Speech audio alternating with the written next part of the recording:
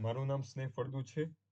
આજે હું તમને આપણા આઈસીઈ સબ્જેક્ટનો એક મહત્વનો ટોપિક નીડ ઓફ મોડ્યુલેશન સમજાવીશ. સૌપ્રથમ આપણે જાણવું જોઈએ કે મોડ્યુલેશન એટલે શું થાય. મોડ્યુલેશન એટલે એક એવી પ્રોસેસ કે જેમાં એક હાઈ ફ્રીક્વન્સી સિગ્નલને મેસેજ સિગ્નલ પ્રમાણે આપણે બદલીએ છીએ. મેસેજ સિગ્નલ એટલે લો ફ્રીક્વન્સી વોઇસ અથવા કે ડેટા.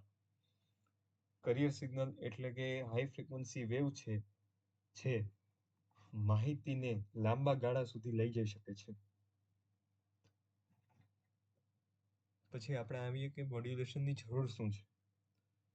મોડ્યુલેશનની અમુક જરૂરિયાતો છે, જેમ કે efficient radiation, antenna size reduction, અવોઇડિંગ interference, increasing communication range, improving signal quality અને ઇનેબલિંગ વાયરલેસ કમ્યુનિકેશન.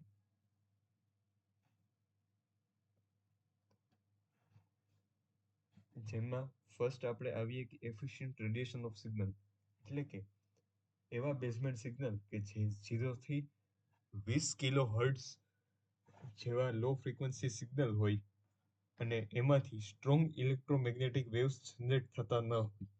આવા સિગ્નલને ટ્રાન્સમિટ કરવા માટે ખૂબ જ મોટા એન્ટેના જોઈએ છીએ, જે પ્રેક્ટિકલી પોસિબલ નથી. High frequency carrier wave normal માપના એન્ટેનાથી ઇઝીલી રેડિયેટ થાય છે અને એટમોસ્ફિયરમાં દૂર સુધી ટ્રાવેલ કરે છે. પછી આપણે આવીએ reduction of in antenna signal. Low frequency signal માટે એન્ટેના ઘણા કિલોમીટરની હાઇટ ન જોઈએ એન્ટેનાને. કરિયર સિગ્નલ 1 મેગાહર્ટ્ઝ આસપાસ હોય તો પણ વેવલેન્થ ઘણું ઓછું થઈ જાય છે અને એન્ટેના સિગ્નલ માત્ર થોડા 100 કિલોમીટરમાં જ મેનેજ થઈ જાય છે. એટલા માટે મોડ્યુલેશન ખૂબ જ ઉપયોગી છે. પછી આપણે આવીએ અવોઇડિંગ સિગ્નલ ઇન્ટરફરન્સ એટલે કે જો બધા લોકો સીધા લો ફ્રીક્વન્સી સિગ્નલ મોકલે તો બધા સિગ્નલ ઓવરલેપ થઈ જાય છે. મોડ્યુલેશન દરેક સિગ્નલને અલગ કેરિયર ફ્રીક્વન્સી આપે છે. આથી ઇન્ટરફરન્સ દૂર થાય છે અને કોઈ પણ સિગ્નલ ઓવરલેપ નથી થતા. ત્યાર પછી આપણે આવીએ ઇન્ક્રીઝિંગ કમ્યુનિકેશન રેન્જ એટલે કે અંતર વધારવું કમ્યુનિકેશનનું. હાઈ ફ્રીક્વન્સી સિગ્નલ લાંબા ગાળા સુધી ટ્રાવેલ કરી શકે છે અને ઓછા અટેન્યુએશન સાથે ટ્રાવેલ કરી શકે છે. મોડ્યુલેશન કમ્યુનિકેશન રેન્જને ઘણી વધારે ઇમ્પ્રૂવ કરે છે. ત્યાર પછી આવે છે નોઇઝ રિડક્શન અને improved signal quality. It means કે બેઝમેન્ટ સિગ્નલ નોઇઝથી ઝડપથી બગડે છે, કે કોઈ ઘોંઘાટ આવી જાય જેવી રીતે.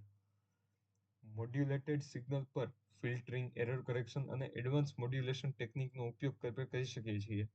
આથી સિગ્નલ ટુ નોઇઝ રેશિયો સુધરે છે અને ક્વોલિટી પણ સારી મળે છે આપણને સિગ્નલ્સની. ત્યાર પછી આપણે આવીએ ઇનેબલ વાયરલેસ કમ્યુનિકેશન પર. TV, radio, mobile network, wifi, Bluetooth, satellite communication આ બધું મોડ્યુલેશન વગર શક્ય જ નથી. વાયરલેસ ઇલેક્ટ્રોમેગ્નેટિક વેવ્સ જનરેટ કરવા હાઈ ફ્રીક્વન્સી કરિયર્સ જરૂરી જ છે. Thank you.